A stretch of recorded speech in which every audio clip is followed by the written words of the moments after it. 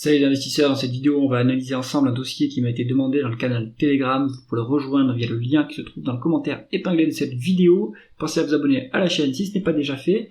On commence avec la banque Santander Polska, donc c'est la filiale polonaise du groupe Santander qui est un groupe espagnol. Alors le cours de l'action, on est sur proche des plus hauts, donc là on est en zloty polonais. On est proche du plus haut. Est-ce que c'est encore le moment de s'intéresser à cette action? Alors pour une banque, ce qu'on va regarder, c'est l'évolution des actifs tangibles plus que l'évolution du chiffre d'affaires. Là, ce qui nous intéresse, c'est est-ce que la banque arrive à faire grossir ses actifs? Est-ce qu'elle arrive à collecter des dépôts? Est-ce qu'elle arrive à octroyer des prêts supplémentaires, etc. Donc on voit qu'en médiane, on n'a pas la médiane ici, on rajoute la médiane. En médiane, on est sur du 8%. Donc bonne croissance des actifs tangibles chez Polska, Santander Bank. Polska, on est par contre depuis quelques années, on a des années où on est en décroissance en termes d'actifs, donc sur 2022, donc ça c'est normal, hein.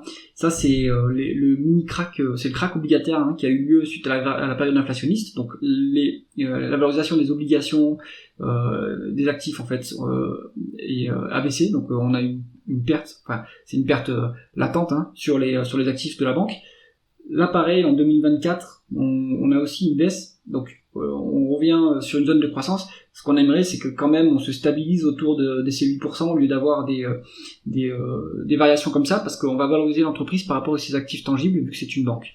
Alors deuxième élément qu'on va regarder, la croissance des dépôts, parce que les actifs tangibles ça va être des dépôts, mais ça va être aussi d'autres donc des contrats, des produits dérivés, etc., des obligations que l'entreprise a en portefeuille. Là par contre c'est un peu plus positif. On est sur une croissance médiane des dépôts de 7,5, et sur 2024, on a réussi à faire du 10,8%. Donc la banque est en train de collecter, de grossir pas mal en termes de dépôts. Et les dépôts, c'est très bien parce que c'est quand même des actifs assez liquides, et c'est un signe aussi de conquête de parts de marché, puisqu'il y a de plus en plus de retail qui viennent ouvrir des comptes dans la banque. Ça, c'est très positif. Donc la banque est vraiment sur une dynamique de croissance. Ici, ce qu'on voit, c'est que c'est plutôt après son bilan qui est un peu attaqué par la variation du marché. Alors, ensuite, ce qu'on va regarder, c'est le rendement des fonds propres, important pour une banque.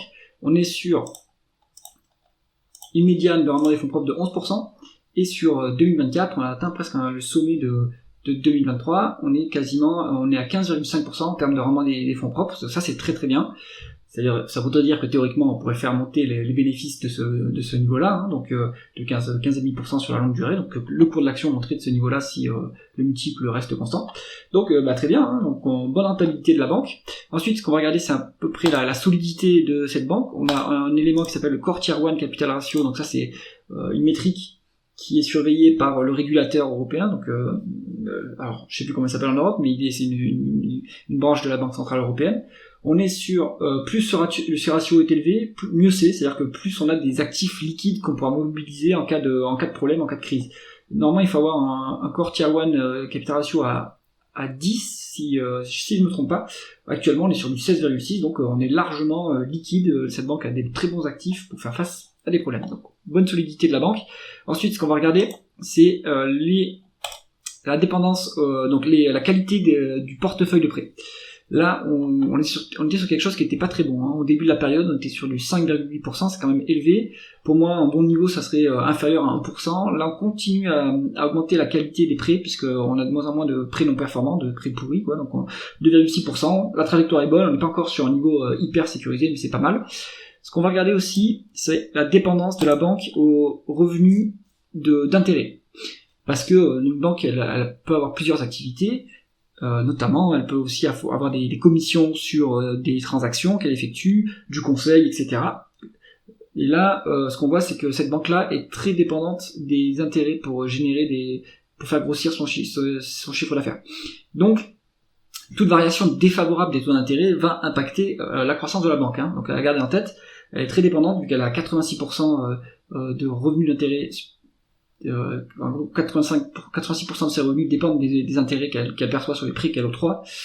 C'est-à-dire que si les taux baissent, la banque aura moins de revenus, c'est mécanique. Donc ce qu'on aimerait, c'est que ce ratio il soit plus bas, qu'on soit peut-être à 50%, et qu'en fait la banque se diversifie dans d'autres types d'activités qui rapportent des revenus décorrélés de l'évolution des taux d'intérêt. Donc ça la garde en tête, c'est une banque qui va être très dépendante des taux d'intérêt en Pologne. Ensuite, on regarde ce qui va être intéressant pour l'investisseur dans les banques. Vous avez la croissance du capital, ça d'accord, mais ce qui est primordial, c'est le dividende, la rémunération des actionnaires. Ce qu'on va regarder, c'est aussi les rachats d'actions.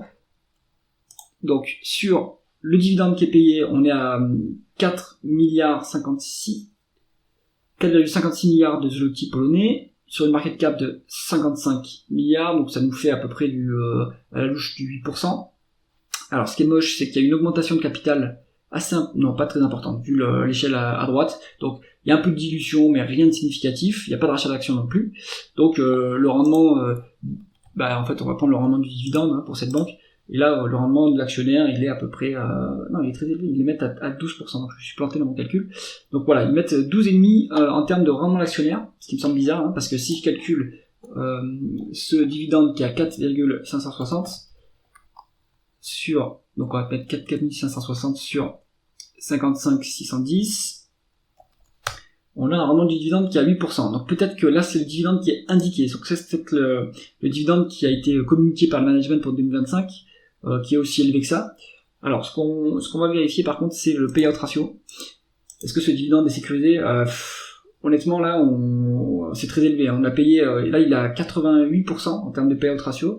Donc, on est vraiment, on envoie tous les bénéfices en dividende. Donc, pour une banque, c'est normal qu'on privilégie le dividende. Toutefois, ce niveau est très élevé, donc je suis pas sûr que ce niveau de dividende soit soutenable. Il va peut-être baisser par la suite, attention.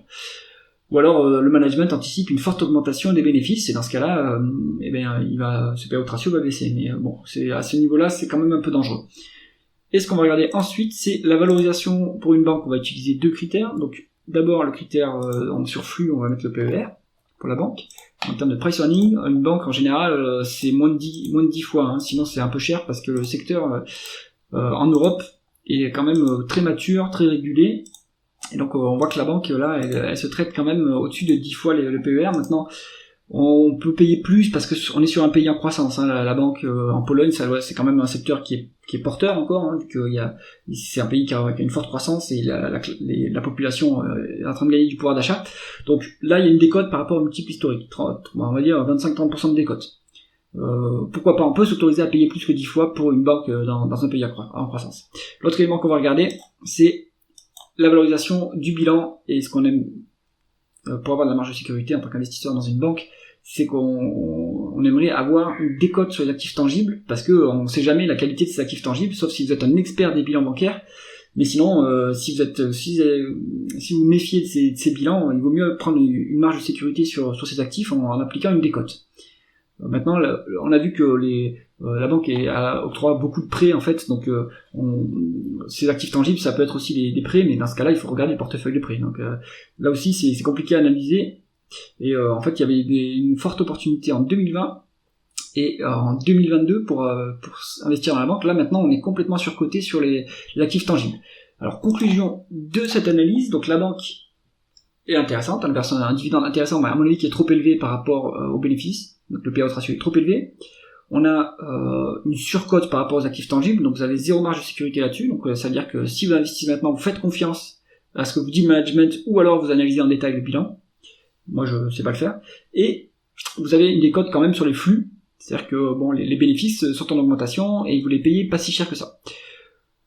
Voilà, donc moi je suis à l'écart du secteur bancaire. Maintenant, pour quelqu'un qui s'intéresse au secteur bancaire, cette entreprise peut être intéressante à creuser de son côté. J'espère que cette analyse vous a intéressé. Si c'est le cas, mettez un pouce vers le haut et pensez à vous abonner à la chaîne. À bientôt.